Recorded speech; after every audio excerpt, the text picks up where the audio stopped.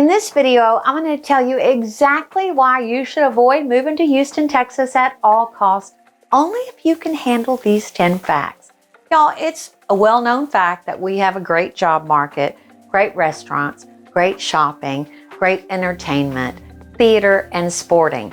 But there are some real drawbacks about living in Houston, Texas that you should be aware of before you decide to make that move. And I'm going to list each one of these shortcomings in this video, so stay tuned. Welcome to our channel. If you're new to the channel, this is what it's about to really live in Houston, Texas and the greater Galveston Bay area.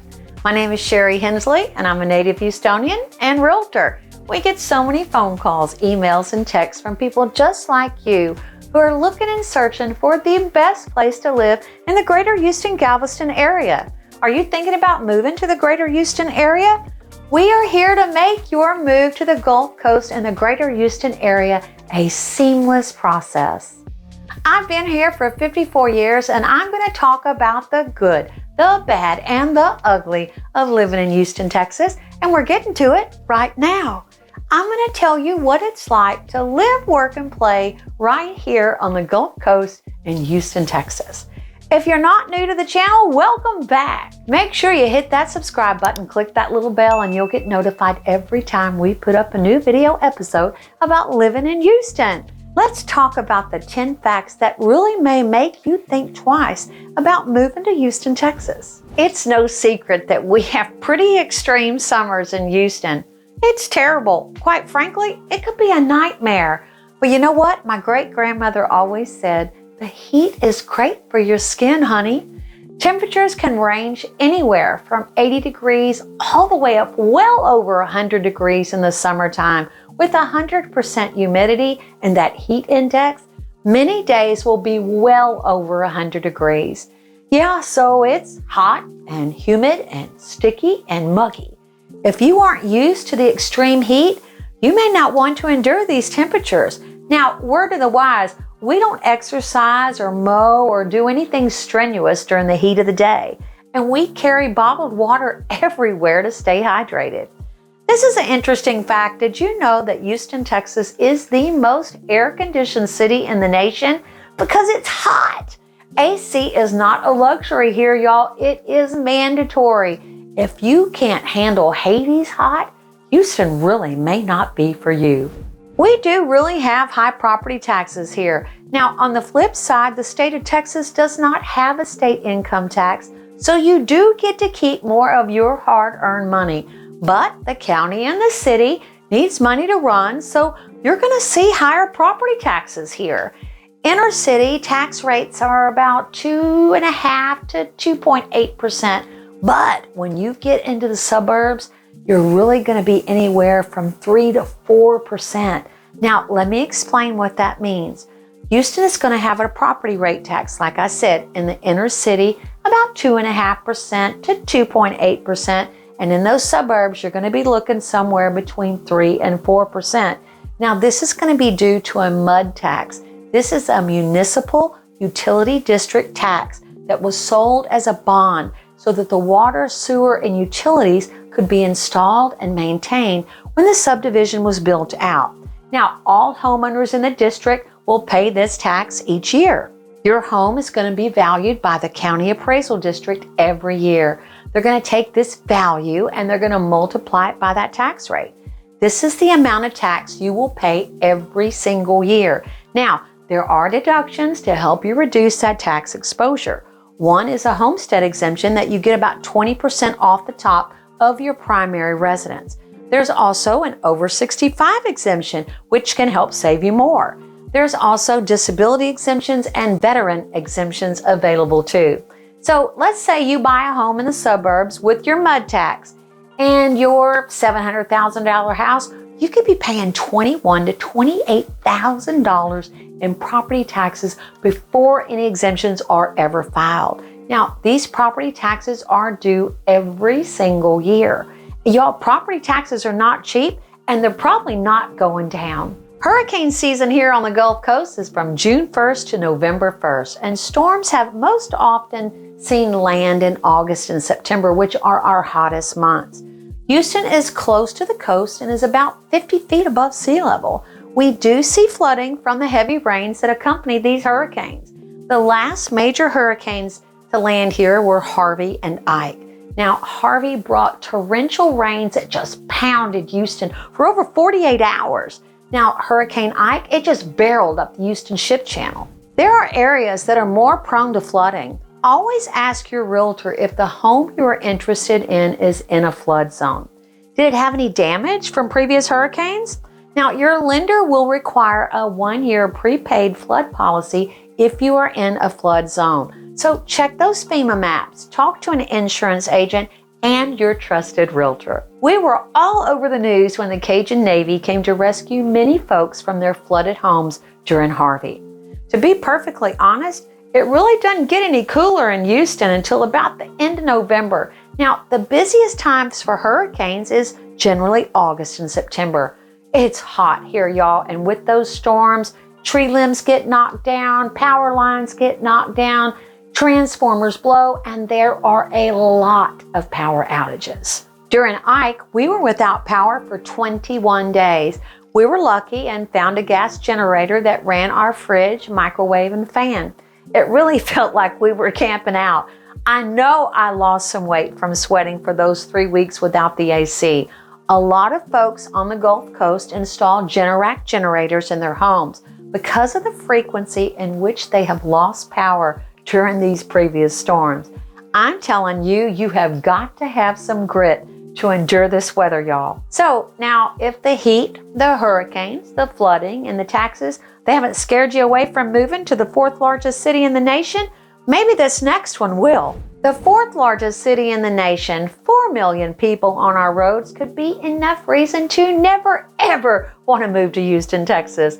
I'm just going to say it outright. It sucks. It's terrible. I grew up in Houston and I can honestly say, y'all, it's awful. Did you know that Houstonians spend over 48 hours a year in their cars? Some days it's going to feel like you're in it for 48 hours in one stretch. People moving to Houston, the city expanding far and wide, new highways. Y'all, it's just crazy. You might consider owning a home close to your employer if you can't work from home to avoid all this craziness. Peak traffic times are 6 a.m. to 9 a.m. and 4 p.m. to 8 p.m. Y'all, just remember to pack your patience, some coffee or tea, and maybe a snack. Turn on your favorite station and ride it out. You should know that Houston is large and spread out, and it's really not walkable. The metro area is about 40 miles in all directions. You are definitely going to need a car here to get around. Sure, if you live in town, you may be able to walk to a restaurant or a bar or a Quick Mart. We really don't have adequate citywide transportation, so a car really is a necessity here. Now, this affects people that mostly live inside the inner city, or what I call the inner loop. Basically, a commercial property can sit right next to a residential property. If you go over to the Houston Heights, you may see a auto mechanic shop right next to a beautiful 100-year-old Victorian home. Now, here's the upside. We are seeing more and more of these mixed-use buildings, especially inside the loop. You're going to see retail on the first floor, shopping, dining, and apartments or condos on the upper levels. This is great for a walkable atmosphere. You can have dinner and some cocktails all without ever getting the car out of the garage. There are over 150 miles of great hike and bike trails to explore down Allen Parkway and Memorial and on out to Terry Hershey Park at Highway 6 for those looking to explore on two wheels. Mosquitoes. The coast is humid and hot, and it's a perfect breeding ground for mosquitoes. Those bloodsuckers will catch you and leave whelps all over your body. Well, they do mine. I keep my skin so soft and other insect repellent at all times. Word to the wise though, don't leave any standing water anywhere around your home. Turn over flower pots, trash cans, whatever will hold water, turn it upside down. If not, this is going to be a breeding ground for those bloodsuckers. We pay about $240 a month for high-speed internet, cable in 2 boxes. Now, I admit I have some premium packages because my husband loves to watch sports and I love to unwind with some of my favorite cable TV shows. We both work from home, so high-speed internet is really a must. A lot of folks are still working from home post-COVID. What are you paying for cable and high-speed internet? Comment below. I want to know. I touched on this earlier. Houston is huge, and I mentioned that you really do need a car to get around, right? Houston's public transportation is mostly inner city. We have our Metro Rail, which is like the train system, but it's only local to the inner city. It runs from the Dome, down through the medical center, up through the museum district, downtown, and a little outwards to 45 and 59. It's really not a good option to get around the city. Now, we have Metro bus service here, and it's going to take longer to the many stops, and if you're not careful, you may miss your stop. If you need to be somewhere on time, the bus service probably is not going to be your best option. Now, the third option for public transportation would be park and ride. These lots are strategically placed in the suburbs for bus service at peak times for commuters. It's a great option to read and relax and let someone else do the driving if you live in the suburbs and you need to get into town. Now, a fourth option would be our HOV lanes. These are my favorite.